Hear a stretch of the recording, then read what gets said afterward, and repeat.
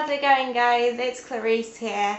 So, last week was the London Film Festival where loads of super exciting, awesome movies got screened like Fury and The Imitation Game and Whiplash in a Blizzard, and I got to see about none of them because I was ill.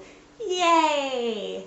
No, that's a lie. I did actually get to see 2 movies at the London Film Festival, and looking back, it appears that I actually managed to see both one of the best and one of the worst movies of the entire festival. So I thought I'd start off and review the best one, and then I can leave you guys hanging and guessing on what the worst one was. Ain't that exciting? That darn movie show. So I actually went into Whiplash knowing like very little about it. I know that Damien Chazelle wrote the screenplay for Grand Piano, which I'd seen and didn't really like that much. And also he apparently wrote the screenplay for The Last Exorcism Part 2, which I haven't seen, but I'm gonna assume from that title it's not very good. Because I'm feeling really judgmental today. But yeah, I hadn't even seen the trailer, so literally all I knew is that Miles Teller was in it and he was playing some kind of aspiring drummer, which did immediately make me think it was going to be some kind of like obnoxious indie comedy where a young man learns to overcome his difficult home life by drumming the pain away. But boy, was I proved wrong. Whiplash is amazing. It is an awesome movie. I mean, I guess the only way I can really succinctly like describe it to you is that it's basically like the bro version of Black Swan. So instead of like tutus and eating disorders, you get jazz drumming and violent aggression. And I know maybe the words jazz drumming don't sound like the most appealing subject for a movie, and it does sound a little bit like someone went, hey, what's the most random thing we could make a movie about? Yeah, I hear you. Yeah, like I hear you, but why is my competitive beekeeping trilogy not being made? I mean, I've already signed on Michael Fassbender to play all of the bees. I mean, Black Swan obviously takes this a lot further because it's kind of a psychological horror, so it goes to a lot of crazier places. But this young aspirational jazz drummer who's Andrew, who's played by Miles Teller in this movie, who absolutely deserves the title of Rising Star. He's fantastic. I mean, Andrew has a lot of similarities to Nina in a lot of ways. I mean, they both have these kind of scenes of them obsessively practicing this one move or this one moment and just so desperately wanting to get it right to the point that they make themselves bleed.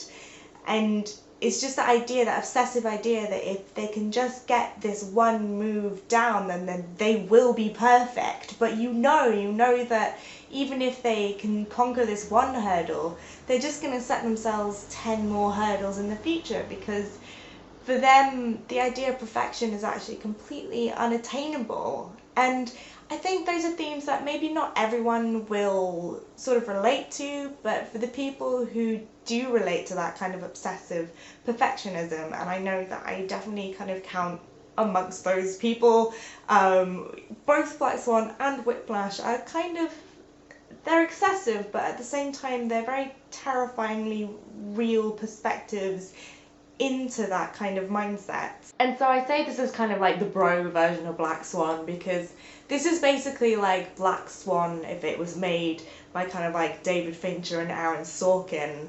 It's a very masculine feeling movie. I mean, even the cinematography, like, the only way I can describe the cinematography is that it felt as if it was given like a mahogany veneer before it was screened.